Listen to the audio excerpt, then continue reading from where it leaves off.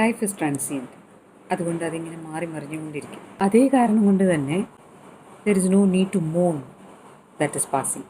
ഓരോ അനുഭവങ്ങളും ഒരു ഇൻറ്ററാക്ഷൻ, ഒരു ട്രാൻസാക്ഷൻ ഓർ എൻകൗണ്ടർ ആയി കരുതി അതിൽ നിന്നുള്ള ഒരു വെളിപാട് ഓർ റെവലേഷനാണ് നമുക്ക് വേണ്ടത്. ആ റെവലേഷൻ അക്സെപ്റ്റ് ചെയ്യുക. നാം എല്ലാം ഒരു ബട്ടർഫ്ലൈയുടെ ഭംഗി ആസ്വദിക്കും. പക്ഷേ ആ ബട്ടർഫ്ലൈക്ക് ആ സൗന്ദര്യത്തിലേക്ക് എത്താൻ എന്തെല്ലാം ചേഞ്ചസ് ഉണ്ടായിരുന്നു, എന്തെല്ലാം കഷ്ടപ്പാടുണ്ടായിരുന്നു എന്നുള്ളത് ആ ബട്ടർഫ്ലൈയുടെ സൗന്ദര്യം കാണുമ്പോൾ നമ്മൾ ഓർക്കാറില്ല. നമ്മുടെ ഫുൾ അറ്റൻഷൻ ലൈഫിലെ ഓരോ ഇൻറ്ററാക്ഷനും ഓരോ ട്രാൻസാക്ഷനും കൊടുക്കുകയാണെങ്കിൽ പല വിധത്തിലുള്ള ആൾക്കാരെ, പല സന്ദർഭങ്ങളെ നമുക്ക് എക്സ്പീരിയൻസ് ചെയ്യാൻ പറ്റും. ഓരോരുത്തർക്കും നമ്മുടെ ജീവിതത്തിന് വാല്യൂ കൊടുക്കാനുള്ള ആന്തരിക ശക്തി നമ്മളിലുണ്ട്.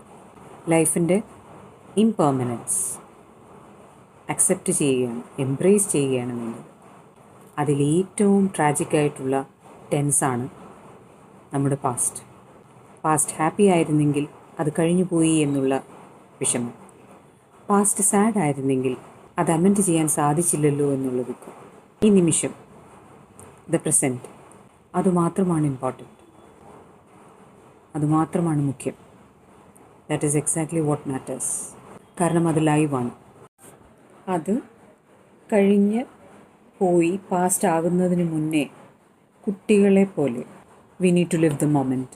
പ്രതീക്ഷയോ മുന്നറിയിപ്പോ ഇല്ലാതെ എന്ത് സംഭവിക്കുമെന്ന് അറിയാത്ത ആവേശത്തോടെയും അചഞ്ചലമായ സന്തോഷത്തോടെയും കുഞ്ഞുങ്ങളെപ്പോലെ ജീവിക്കും. So capture the moment.